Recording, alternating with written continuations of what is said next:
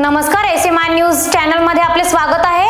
महाराष्ट्र ही संतांची भूमी। संत ज्ञानेश्वरापासून ते संत तुकाराम पर्यंत जगाला भक्तीचा संदेश देणाऱ्या या संतांनी आपल्या परंपरेला दिला एक अनिमूल्य वैभव आणि या भक्ती परंपरेचा केंद्रबिंदू पंढरपूरची विठू माऊली। दरवर्षी आषाढी एकादशीला हजारो लाखो वारकरी टाळा मृदुंगाच्या गरजात माऊली माऊलीच्या जयघोषात विठ्ठलाच्या भेटीला निघतात।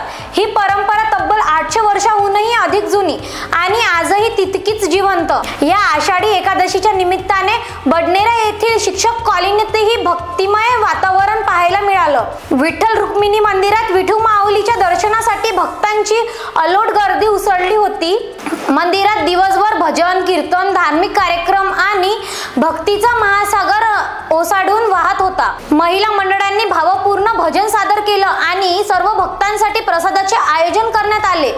7 जुलै रोजी महाप्रसादाचा भव्य कार्यक्रम पार पडला, अशी माहिती संस्थेचे विश्वासक अनिल भरती यांनी दिली। या संपूर्ण कार्यक्रमासाठी अनेकांनी घेतले विशेष परिश्रम। शिवाय कुलकर्णी अनिल भरती, दीपक देशमुख, निलेश पवार, स्वप्नील ढोटे, लक्ष्मीकांत खंडाडकर, अश्विनी नागरे, शंभू कुलकर्णी, अलका भरती, सोनाली देशमुख या सर्व कार्यकर्त्यांचे मनपूर्वक आभार।